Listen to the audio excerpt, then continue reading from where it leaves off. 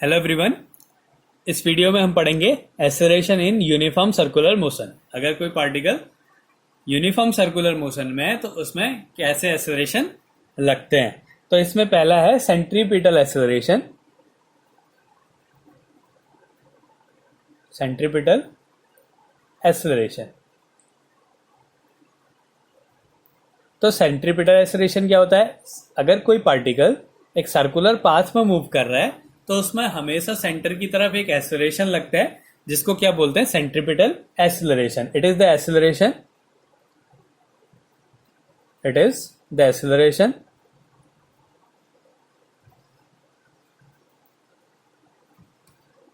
In circular motion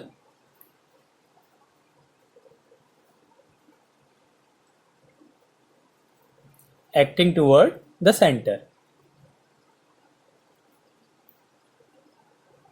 Acting toward the center. कोई भी particle circular motion में इसीलिए होता है क्योंकि उसमें एक सेंट्रीपिटल एक्सेलरेशन लगता है, एक सेंट्रीपिटल फोर्स लगता है, जो कि क्या करता है? उसको उस सर्कुलर पाथ में मूव कराता है। तो हम ये भी कह सकते हैं कि अगर कोई पार्टिकल सर्कुलर पाथ में मूव कर रहा है तो उसमें सेंटर की तरफ एक फोर्स लगता है, जिसे हम सेंट्रीपिटल फोर्स कहते हैं, और उसी के कारण उस पर एक एक्सेलरेशन लगता है, जिसको बोलते हैं सेंट्रीपिटल एक्सेलरेशन। और इसकी जो डायरेक्शन होती है वो टुवर्ड द सेंटर होती है, और इसकी जो वैल्यू होती है AC centripetal acceleration equals to R omega square या V स्क्वायर अपॉन R। ये अब हमने इसको प्रूफ करना है। तो इसका डेरिवेशन कैसे है? अब माना कोई पार्टिकल एक सर्कुलर पाथ में मूव कर रहा है। एक पार्टिकल है जो कि एक सर्कुलर पाथ में मूव कर रहा है ऐसे। तो ये इसका सेंटर है।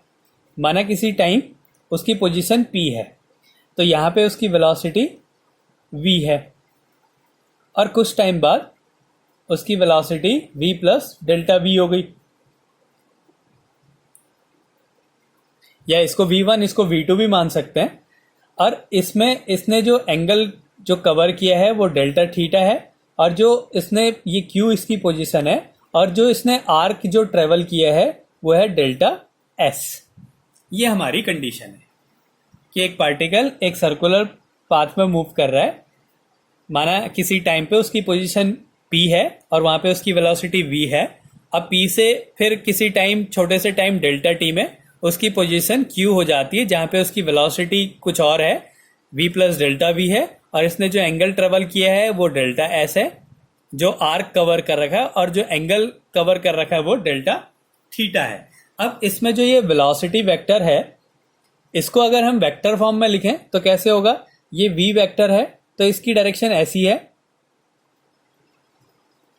ये V वेक्टर है, और ये V plus delta V vector है, ये वेक्टर V है, और इस डायरेक्शन में V plus delta V vector है।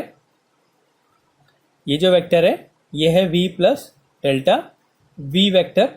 तो ये जो वेक्टर होगा, इनका डिस्प्लेसमेंट जो वेक्टर होगा वो होगा डेल्टा V।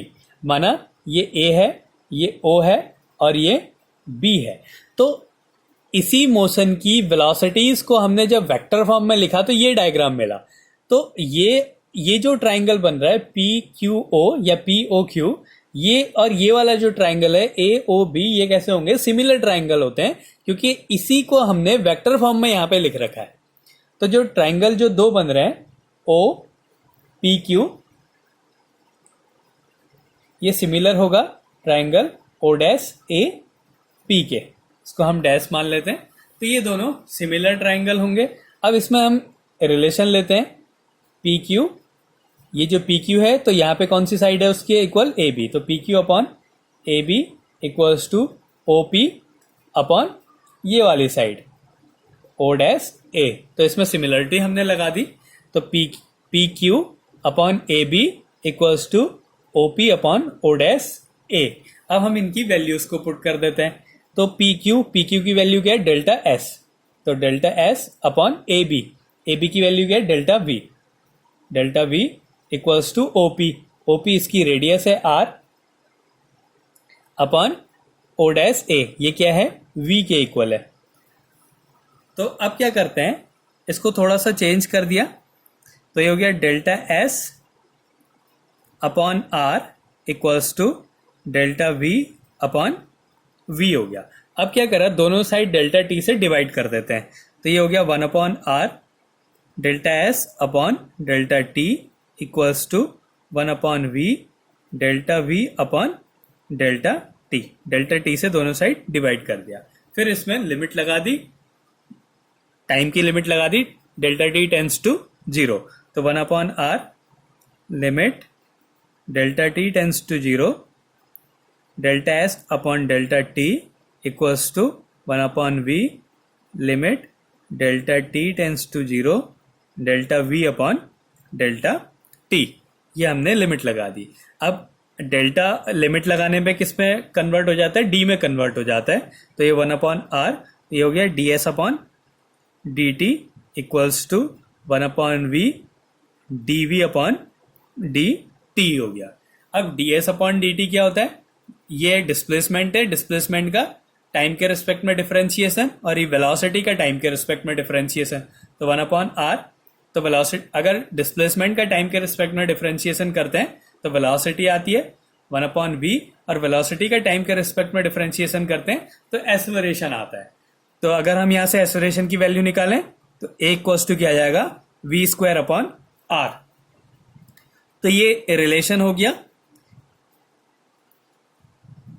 लीनियर वेलोसिटी और सेंट्रीपिटल एक्सेलरेशन में, और ये हमने प्रूव भी कर दिया कि जो सेंट्रीपिटल एक्सेलरेशन होता है वो वी स्क्वायर अपॉन आर होता है। तो ये तो हो गया इसका एक जो एक्सेलरेशन इस पे काम करता है, जो कि सेंट्रीपिटल एक्सेलरेशन होता है, इसकी जो डायरेक्शन होती है हमेशा सेंटर की तरफ होती है ऐसे, तो ये हो गया सेंट्रीपिटल एक्सेलरेशन। एक सेंट्रीफ्यूगल एक्सेलरेशन होता है, ये बिल्कुल इसका उल्टा होता है और इमेजिनरी होता है, इसके बारे में हम बाद में पढ़ेंगे। तो ये एक है सेंट्रीपिटल एक्सेलरेशन। अब इसका एक और इस पे एक्सेलरेशन काम करता है, angular acceleration. Angular acceleration, angular acceleration क्या होता है, ये होता है rate change of angular velocity per unit time. Acceleration होता है velocity change in velocity per unit time. तो अभी हम एंगुलर एक्सेलरेशन पढ़ रहे थे, एंगुलर वेलोसिटी का जो टाइम के साथ चेंज होगा उसको हम बोलेंगे एंगुलर एक्सेलरेशन। तो rate change of angular velocity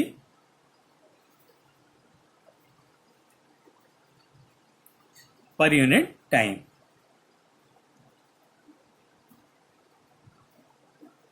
rate change of angular velocity per unit time क्या कहलाता है, एंगुलर एक्सेलरेशन कहलाता है। इसको हम अल्फा से रिप्रेजेंट करते हैं, alpha equals to D omega upon D T. Limit भी लगा दी इसमें, तो alpha equals to D omega upon D T, ये क्या हो गया, एंगुलर एक्सेलरेशन।